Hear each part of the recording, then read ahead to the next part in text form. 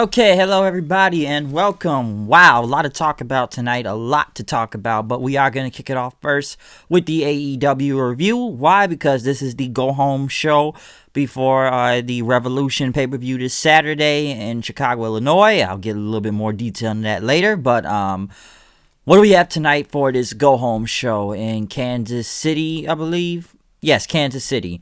And we're going to kick it off tonight in Kansas City, Missouri. We kick it off with the Iron Man match between Kenny Omega and Pac. I actually thought this was going to be the main event of the show, but we did kick it off with JR, Tony Schiavone, and Excalibur.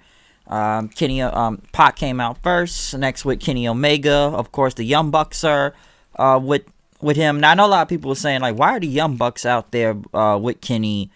And they got a title match this Saturday and whatnot. But the Bucks have always came out with Kenny. If you looked at anything in New Japan with these guys, you've always seen them come out in some type of big match situation with Kenny, or if it was for a title and it's the Elite itself. I already know people say, why are they out there if it's if they already got a match against each other this Saturday? But I'm like, well, it's the Elite, so that's how it goes. But this kicked off with a lot of action, especially for 30 minutes this Iron Man match was. This was really great, okay? Just a great match in general. I'm going to try to go everything as much as I can here in this match, but a lot of things going on between Pac. One thing I did like was Pac doing that DDT on the outside of the ring, especially when Omega caught him. That looked good. He ended up hitting a big brain buster on him. Avalanche run from the top rope. Omega kicked out of that. That was a really good move, though. Omega came back, hit some V-triggers, then hit him with the Tiger Driver for another near fall. Then he was going to go for the One-Wing Angel. Pac ended up stopping him then, getting out of it, and hit up a big suplex on him for a good near fall. But pretty much as Pac was outside, Kenny pretty much did his... Not outside, but he was in. Kenny went for the V-trigger, pretty much knocking at Pac's head then. He was going to go for the One-Wing Angel again, but Pac ended up countering to a big powerbomb then.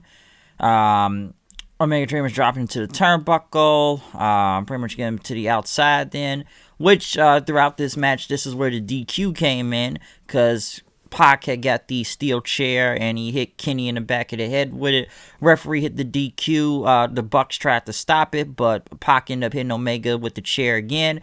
Pretty much right after, which I guess was like a 30-second rule then, since it was a DQ finish there. And I guess when you get a point, there's a 30-second rule and whatnot, which I guess the clock stops, which it didn't really look like it stopped. But Pac ended up hitting the Black Arrow, which looked very impressive, by the way, to get the first count. Even though Pac knew I hit him with the chair and he got one, but hey, I still got my point back, and boom, hit the Black Arrow for the for the next point and everything.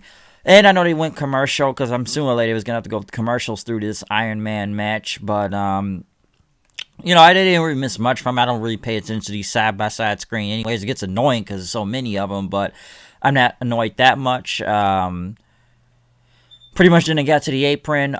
Pac hit a big Falcon arrow to the outside. Holy shit. This was I could see why I was holy shit chance here, but that looked deadly. Okay, when Pac did that Falcon arrow on Omega, like on the apron to the outside of the ring, I had to say to myself, holy shit, that looked fucking bad. That was a tough ass bump to take, okay? But Omega was trying to get back up. Pac was pretty much almost getting in the ring too, which he knocked Omega. Well, Pac was in the ring, but Pac knocked Omega back to the outside, which landed to the referee. So ref bump there. They got a table, which the referee was down throughout this whole time for some reason. But Pac pretty much got Omega onto a table. Then he had a big shooting star press from the top rope to the outside. Explodes the table all over the place, which looks crazy as hell also, but still looks good. Referee finally gets up and starts counting to 10 in. They get back into the ring, but Omega pretty much got help from the Bucks to get back in the ring as Pac was in there. He was going to go for the, that Rings of Saturn, or what's it called? Or whatever they call it, the Blackout now or something. But Omega pretty much was able to get up and hit him with the, what was it, that Uranagi movie did, or something to the back that looked good. But He was going to go for the One Wing Angel. Pac hit a Poison Rana on him then. Got him with a DDT. Went for the Brutalizer, which Omega tried to get out, but he could not get out. Pac held it in, and he kept holding in for a while, but as they were down to 30 seconds then, the timer ran out, and it became a draw then. Pac was pissed then. He pretty much knocked down the referee as the Bucks checked on Omega. Justin Roberts pretty much was informed then that this is now sudden death rules. Aubrey Edwards got in the ring. Fans chanted her. You know, this one thing I don't understand. And I know Aubrey Edwards is over, and I know fans like her a lot.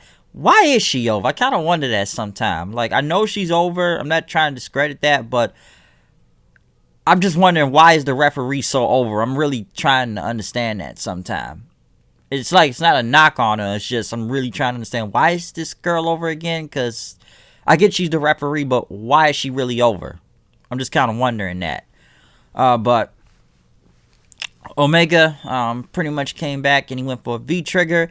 He went then for the Kamigoye then, which they mentioned Kota Ibushi's finisher. I know they didn't really say Kota Ibushi's name, but they know what the Kamigoye is. That's Ibushi's finisher and whatnot. Which, you know, it's one thing that's kind of funny. I want to mention this before I move on with the match.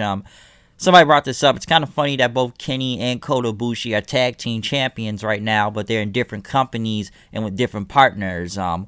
One is with, AEW, and then the other one is New Japan, because Ibushi's the tag team champions right now with Tanahashi and whatnot. So it's kind of weird in a way that, we all know Kenny and Ibushi, what, the Golden Lovers or whatnot, but they are tag team champions, but just with different people. So I was actually I'm like, interesting. They said Kamigoye. So I'm not saying it's going to be something with New Japan that they're going to be working with him soon, but I'm like, really interesting that they mentioned that, though. But Omega ended up getting Pac up again after the Kamigoye, and he hit the One Wing Angel for the win. So Omega won 2-1, and he wins the Iron Man match. This match could have gone either way with both of these guys, but I kind of figured Omega had to win in a way just because the tag title match was this Saturday, and they got to have him looking strong going in there. But honestly, just a great match overall. This is probably one of the better Kenny matches in AEW. At least it had a little bit something of a resemblance to NJPW Kenny to prove why he can go that long in the ring, especially for 30 minutes right there with Pac, and Pac is great also. So you had two of the best in the ring that put on a very fantastic match. Honestly, I don't even know why this match wasn't on pay-per-view. I always kind of question that. I know it's a pay-per-view style match, and everybody say it's on free TV, but even I wonder, like, man, all this build to this match, and you couldn't put it on the pay-per-view then? That one was very strange to me. It was still a great match. I just kind of wonder, why the hell was this not on pay-per-view? But I see a lot of people, even I had to say myself, maybe it was at least a little bit more. You got the NJPW Kenny back going on right now. Yeah, I got to say also, man, it's really sad what's going on over there at NJPW. It sucks about that whole coronavirus thing. Damn, I was really looking forward to the New Japan Cup. But I'll save that for another time. I was actually going to, I was actually going to start reviewing that, even that anniversary show. But since that's canceled now, it looks like that's going to push some plans back now for that. But we'll get into New Japan another time, though. But pretty much after they interviewed Pac then, and after what happened with Omega, Pac pretty much saying, he was cheated, and, Omega would pay what he's trying to achieve. Next thing Orange Cassidy came out. Of course, he got a big pop. Pac says this is some type of a joke. He ended up hitting Cassidy to the head to knock him down then. Now, I was kind of wondering this, and my friend Steven asked me this tonight. Okay, we know Kenny's on the pay-per-view. Is Pac going to be on Revolution? I said to myself earlier into the night until they announced this later, what is Pac doing? Because I'm sitting there wondering, like, yeah, why isn't Pac on this pay-per-view? And I'm going to get back to Orange Cassidy soon, but I'm sure you all know where this is going. But even I had to question myself, okay, he knocked Orange Cassidy down. And we'll see where that goes, and I'm sure a lot of people are going to have to say something about that. But moving on, we get to, what was the girl's name? Her name is Lexi. I guess they went to Chris Jericho's locker room, and they had the Painmaker Posse on his door, and they asked Jake Hager, is Jericho going to be ready? Can you speak about the weigh-in tonight? Hager pretty much looked at her and didn't say anything, closed the door. Next, we got the Inner Circle, Sammy Guevara, Santana, Ortiz, LAX, whatever, versus Jurassic Express. Luchasaurus, Jungle Boy, and Marco Stunt Growth. I'm sorry. I mean, Marco Stunt there. Listen, I'm going to say this. Was this a bit of a spot fest in a way of this match? Yes. Listen, I have no problem with the Inner Circle, Luchasaurus, or Jungle Boy. Marco Stunt, no, fuck him, okay? I'm not gonna even go in the whole bury. I think I buried him enough on here, okay? And it's just, I just cannot take that seriously, okay? Even I had to say to myself, and I wrote this, LAX should not be even selling to Marco Stunt. They just should not be selling to this guy, okay? And, I know somebody's going to come back and say, oh, Spike Dudley. I'm like, even that's kind of a dish. Come on, Spike Dudley was better than this. And I'm not going to get into the whole Rey Mysterio comparison thing again, because whoever said Marco Stunt's compared to Rey Mysterio can honestly go fuck themselves if anyone has ever said that, which I know some people have, but they can fuck themselves if they said that in general. But listen, the match itself, we all know where this is building into. This has to do with the Revolution and everything. So I just try to ignore Marco Stunt as much as I can, because I just cannot take that shit serious in the ring. I'm sorry. I just cannot take that bullshit seriously, all right? And fuck, what was I got to say? But yeah, basically, I just cannot take this guy. So even I had a problem when Jericho was tagging up with Santana Ortiz. Even I had to tell myself a few weeks ago, when it is back on the boat, Jericho should not be selling to this guy. He's the world champion. I always gotta get young talent over, but it ain't working, man. That just ain't working, Chief. But listen, the 6-man tag itself, in a way, it was a little bit all over the place, but it was not really bad. Of course, Darby Allin was out there because he does have a match with Guevara this Saturday. Jungle Boy ended up hitting a Frankensteiner on Guevara for the win. Pretty much, Guevara was going for Allin, but Allin pretty much knocked him outside of the ring then, and they went back to the commercial. So yeah, other than that, the 6-man tag is whatever. This pretty much had to build with Guevara and Allin, really, but like I said, everybody else, I have no problem with this tag match. Stunt, fuck off. Basically, just not taking that bullshit seriously. They had a video package for Cody and MJF. I'm almost surprised we didn't see more of them on this show, and this was a go-home show tonight. But it was a good video package, though. Next, the Best Friends, Trent Beretta, Chuck Taylor, Chucky T, Cassie out there versus the Butcher, the Baker, and the Candlestick Maker, or the Bunny, or whatever comes first. This match, basically this. The Best Friends won. Of course, you were going to get some big thing with Cassidy and the Bunny. Of course, she tried to go for a little blow on him, and she took his glasses, but Cassidy ended up, taking the bunny ears and putting them on his head. And then, and of course, the pop was going to go insane for that, because, like I said, Orange Cassidy's the only other funny thing I actually like on this show, okay? He's the only one I find funny mostly on here. The match itself was kind of whatever. Listen, the Butcher, the Baker, Candlestick Maker, the Blade, whatnot, they're basically job guys, okay? We've known that for many weeks now. So going into this match, I'm like, you already know they're going to lose. They're going to lose, okay? One thing I should mention before I move on with this, I should have said myself, Taz was back on commentary after the first match also, so I was glad to hear Taz on here. I think they kept Shivani mostly in for the interviews in the ring and whatnot. But the Best Friends end up winning with the strong 0 for the win on the Blade. So yeah, Butcher, Baker, and all them job guys lose again.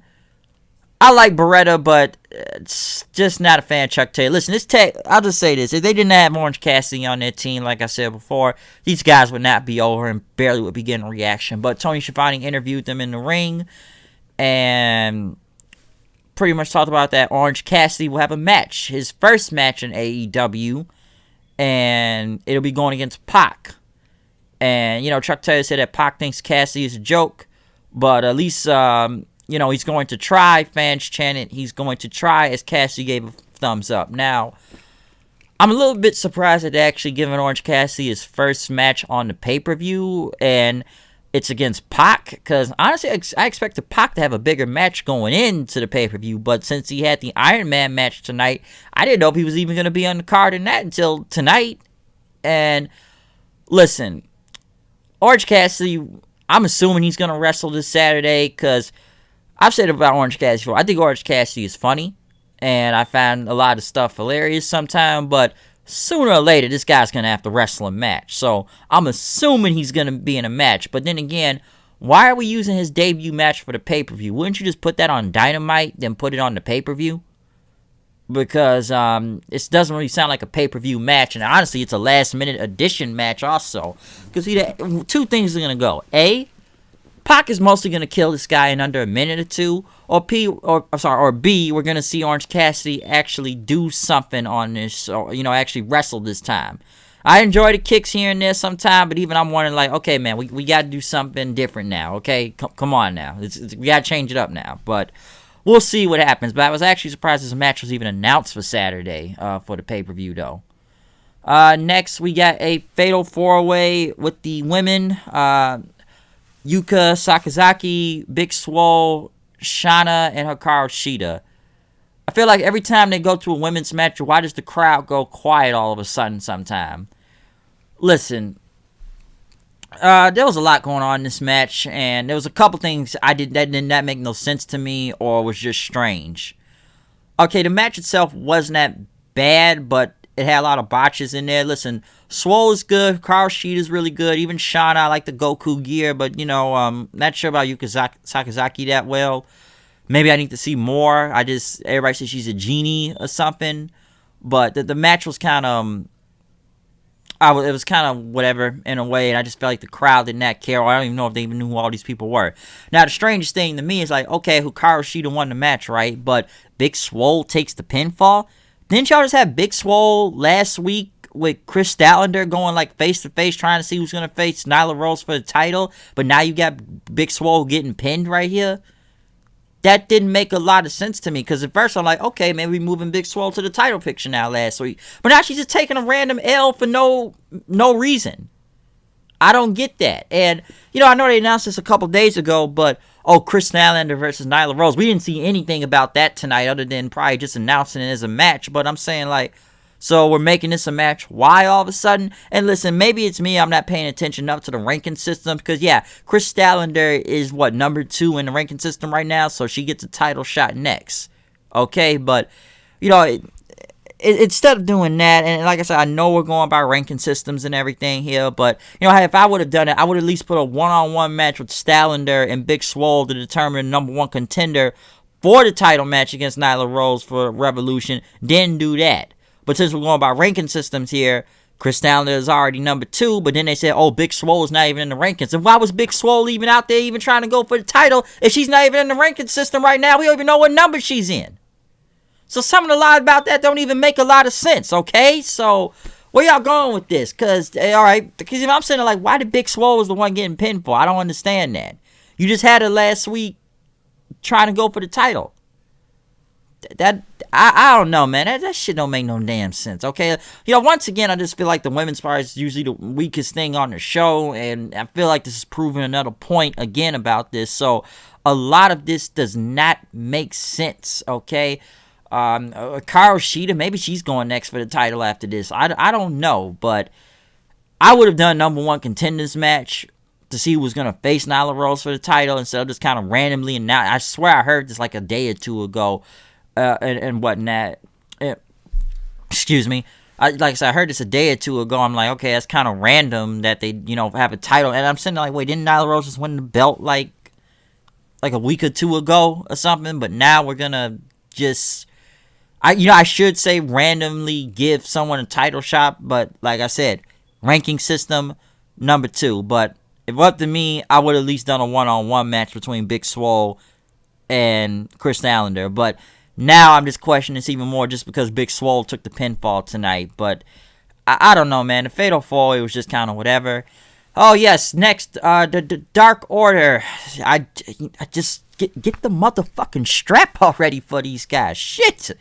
Sick of these motherfuckers. But the Dark Order, I just look at them and I just say get the strap sometime. But the Exhilarated Exhilarated one will be here soon. And I guess this Saturday that the Dark Order will be going against SCU, Scorpio Sky, and Frank Kazarian, that are going to get Christopher Daniels. And he will find out that he is truly obsolete. Wow, you just really throwing it out there. I'm assuming Matt Hardy's coming there, right?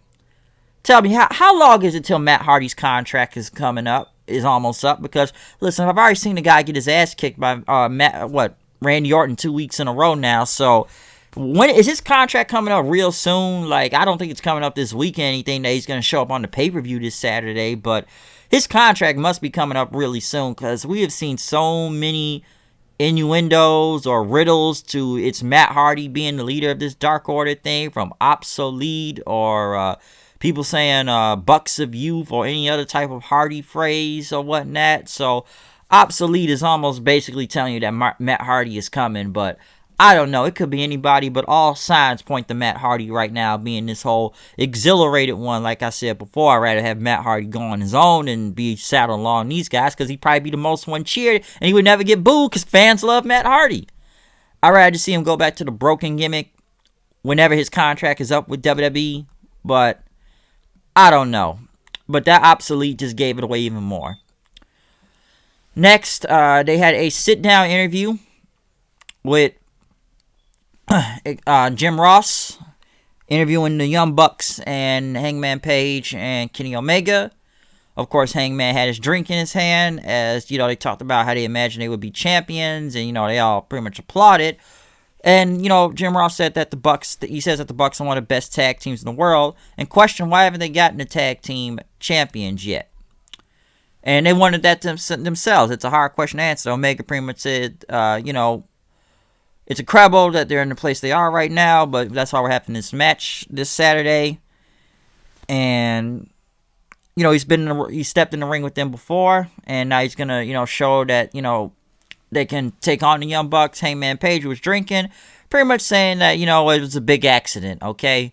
And Omega didn't know what it was about. He just kind of looked at Page for a second and was kind of questioning this. Pretty much JR said that, you're very uncomfortable right now. You just kind of, you got a drink in your hand. Like, why are you so uncomfortable? And he said, I'm not uncomfortable. I'm just listening, okay? But JR pretty much went on to the Bucks, asking them how they're going to prepare for this, to a team that knows every move they're going to make. And he says, listen, we know each other's families. And, we know each other more than our families. We know everything, not just moves and whatnot. They're the best friends in the world. And that, it's going to be bigger than the titles. This is about the elite and everything, okay? That the elite is bigger than them. Page pretty much had a problem with that, saying, yeah, the elite is bigger than the titles, okay.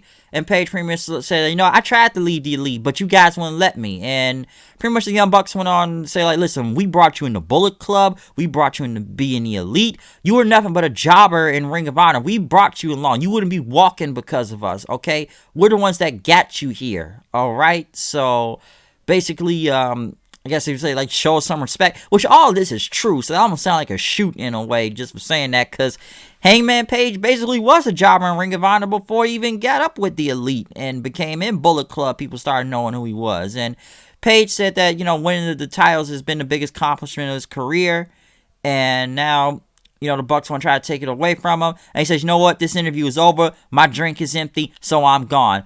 Pretty much Kenny was very confused and didn't know what to do, trying to be the middle guy out of all this, since they're is friends with the Young Bucks, but he is teamed with Hangman and the Elite. So expect Page to most likely turn on them maybe by this Saturday, possibly, but we'll see what happens. But I am enjoying Drunk Hangman even more and more, and he does have a point half the time. But the Young Bucks, they really did kind of go in on him, though, saying that, listen, man, we brought you to the dance. You wouldn't be shit without us, okay? If we didn't bring you in the Bullet Club, you'd be nothing, all right? So we'll see what happens in this tag match. But a good sit-down interview with JR. Again, I do like these sit-down interviews they do with JR. It's really good. I think Taz's back on commentary. But next, one thing that they did announce tonight that's been all over on the news today, Lance Archer is now in AEW. I believe they say he's going to be here next week. I'll say this about Lance Archer. Lance Archer's been rumored to be in AEW for about a few weeks now, to be honest. So I was actually kind of waiting to see if they were going to do it on that. Lance Archer is a great addition. I will say that. Lance Archer had a very great year last year, especially after what he all did in New Japan. Because I've seen Lance Archer for a long time go by Vance Archer and Lance Hoyt. And I've seen this guy since, back in TNA from a long time ago. And he was in WWE for like a quick second as Vance Archer, but most of his time I've seen has been in New Japan and teaming in Suzuki-gun or the Killer Elite Squad. But I think Lance Archer had a very great year last year, especially on his own. The best thing what happened to Lance Archer was when Davey Boy Smith Jr. left New Japan, and since there was no more Killer Elite Squad, I think Lance Archer proved himself last year from, I know they call him the Murder Hawk Monster, and I see they're still going with that, but from his matches in the New Japan Cup to, what he did in the G1 was really good too. Winning the United States Championship. Lance Archer had a really good year last year. I think a lot of people slept on that, but I think he did really good from the G1, like I said, to the New Japan Cup to win a U.S. title, and his most recent match with Jon Moxley back at Wrestle Kingdom in that Texas Death Match for the U.S. title. Now, I don't know if Lance Archer is still under contract with New Japan Pro Wrestling.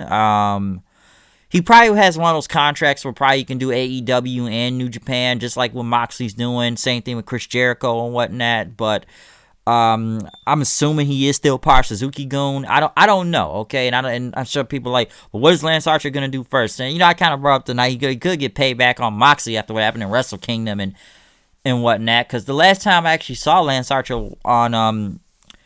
And he's still working for New Japan because he was doing those like U.S. shows, those New Beginning ones. And the last time I actually saw him on New Japan General was when, I think it was the night after Wrestle Kingdom. Yeah, New Year's Dash. I thought, was he going after Yoshihashi? I don't remember, but I know he's on the New Year's Dash show. So I'm assuming he has one of those contracts where he can be on both shows. But overall, Lance Archer is a very great addition for AEW, and I'm looking forward to what he's got. I think the guy's really proven himself since last year, so we'll see what happens. But we didn't get to the final part of the show. The weigh-in, of course, they had a whole bunch of securities. Models came out. I like what JR said. Yeah, he says, "Holy shit!" He said some shit like, "Holy shit, what was that?" I don't know what he was talking to, but it sounded hilarious when everybody was coming out though. Tony Schiavone introduced, Gary Michael Capetta, the world's most dangerous announcer.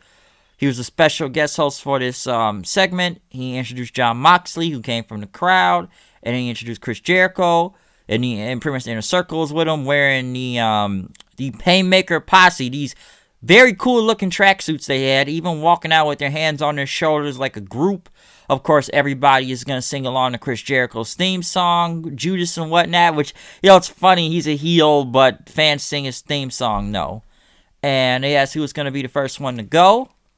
Jericho pretty much says, listen, I know you're an announcing legend, Capetta, but listen, it's obvious that why WCW went out of business years ago, which is funny because people compare this company to WCW right now. But he says that the Painmaker always goes last.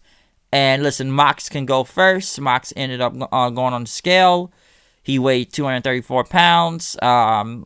Next was Chris Jericho, who was going to get on the scale, but as he was going to take off his belt and gear, he pretty much telling the crowd to shut their asses and whatnot as he took his time, and as he pretty much went back to talk about Kansas City fans at the, the Kansas City Chiefs, was it the Tomahawk Chop, because we all know they won the Super Bowl and recently. Pretty much Jericho got on the mic again, he says, you know what else? Patrick Mahomes is a piece of shit. That's a good way to get heat from the crowd. The people that just won the Super Bowl.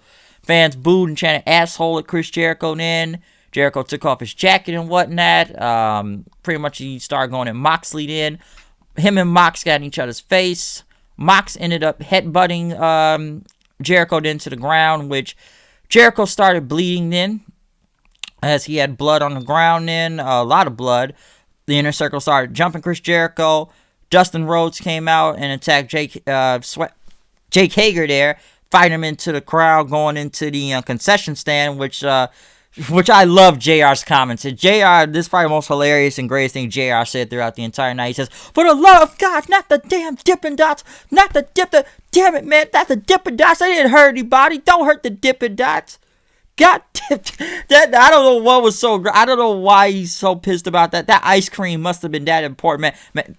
That Dippin' Dots machine had a family, damn it. Okay? Dippin' Dots had a family.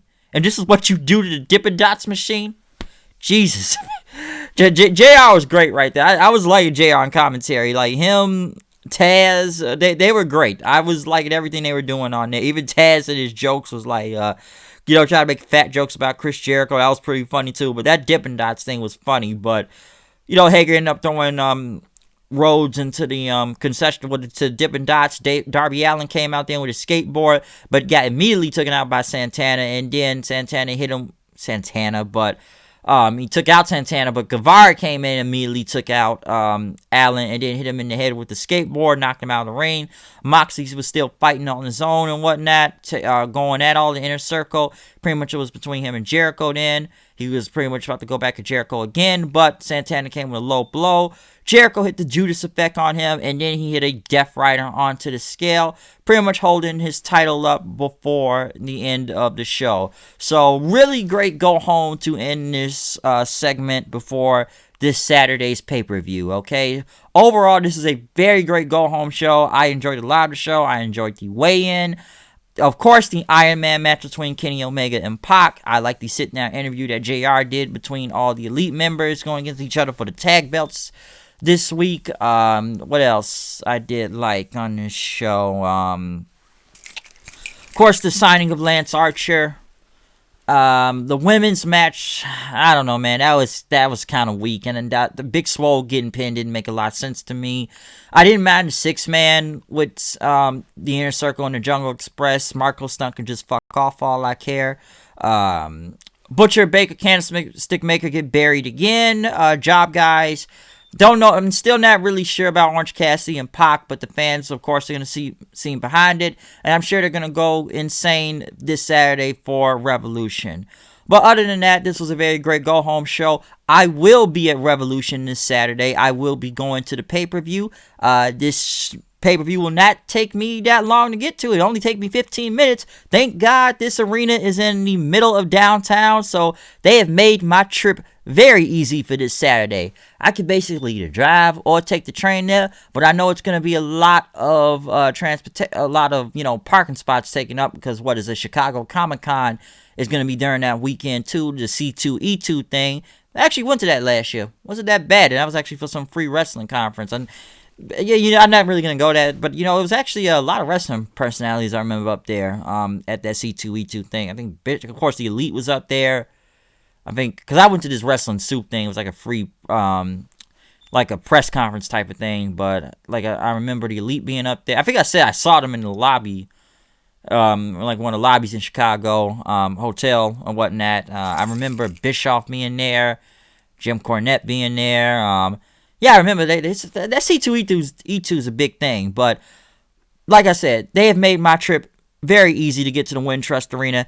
It'll take me if I even take the train, it'll take me 15 minutes to get there. So I don't have to travel to the middle of nowhere this time. And whatever far out state, wherever they have Hoffman Estates or, Allstate Arena and whatnot, you've made my trip very easily. Now, this is where it is in Chicago. It's not in the United Center, but hey, Wintrust Arena, I ain't got no problem. So this gonna be an easy ass fucking trip for me. So I am happy. I am very happy. I don't got to travel in the middle of nowhere. So this is going to be a good week this week. But I will be at Revolution this Saturday for AEW, though. So this is going to be an easy-ass trip. Benefit for being in Chicago, I guess. But I don't got to travel to the middle of nowhere. But other than that, I'm done with this review. I'm out of here. I'll see you guys later. We'll see you for this Saturday. Will I be reviewing Revolution this Saturday? Maybe when I come back, get home, I'll probably still review later that night. But, hey, we'll see. But other than that, I'm out of here. I'll see you guys later. Comment, subscribe. Tell me what you think about this go-home show for Revolution tonight. Follow me on Twitter at HoodedKnight890. And check out any other reviews that are posted up at this time. We will be back with an NXT review soon enough. But I'm out of here. See you guys later. Peace out.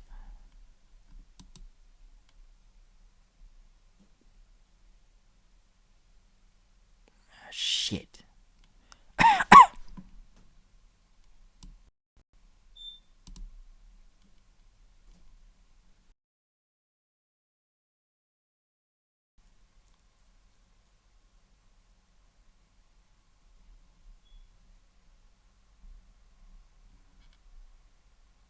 Hmm.